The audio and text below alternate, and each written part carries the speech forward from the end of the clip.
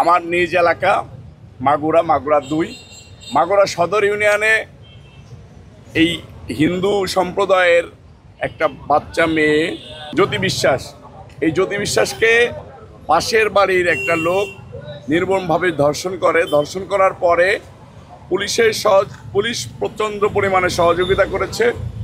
মাগুরা জেলার এসপি সহ মোহাম্মদপুর থানার ওসি তারা মামলা করার আগেই আসামিকে গ্রেপ্তার করেছে। এই আসামিকে এই ভিকটিম পরিবার যাতে মামলা না করে সেটার জন্য যে লোকটা ধর্ষণ করেছে সেই সহ তার পরিবারের লোকজনরা এই পরিবারকে হুমকি দামকি দেয় যে যদি মামলা করা হলে আমরা তোমাদেরকে মেরে ফেলবো। তখন বিএনপির ভারপ্রাপ্ত চেয়ারম্যান জনাব তারেক রহমান সাহেব সোশ্যাল মিডিয়াতে এটা জানতে পারার পরে আমাদেরকে বলে এই পরিবারের পাশে দাঁড়ানোর জন্য।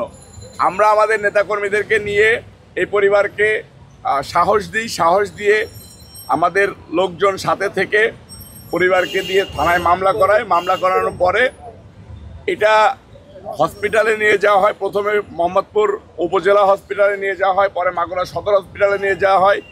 মেয়েটার অবস্থা খারাপ দেখে ঢাকাতে রিফার করে মাগুরা সদর হসপিটাল।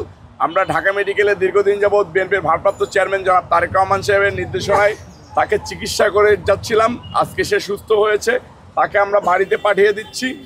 একটা জিনিস হচ্ছে যে আসিয়ার ঘটনা আপনারা দেখেছেন হয়তোবা, আসিয়ার ঘটনা ঘটেছিল মাগুরায়। সেখান থেকে আসিয়াকে আমরা ঠিক একইভাবে ঢাকাতে এনে চিকিৎসা করিয়েছি। আমরা তখন দেখেছি আসিয়ার বেলায় যে যখন বিএনপির ভারপ্রাপ্ত চেয়ারম্যান জনাব তারেক রহমান সাহেব চিকিৎসার দায়িত্ব নিয়েছিলেন, চিকিৎসা করিয়েছিলেন, তখন বিভিন্ন দলের নেতারা গিয়ে ফটো সেশন করেছিলেন।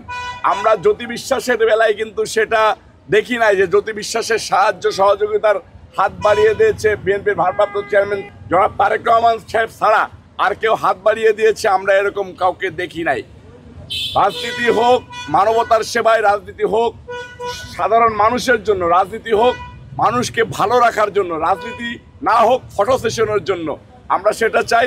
আমরা চাই যে জ্যোতি বিশ্বাস বাড়িতে যাচ্ছে তার পরিবারের সম্পূর্ণ নিরাপত্তা দিক প্রশাসন, যেরকম জ্যোতি বিশ্বাসের পাশে দাঁড়িয়েছিল মাগুরা প্রশাসন।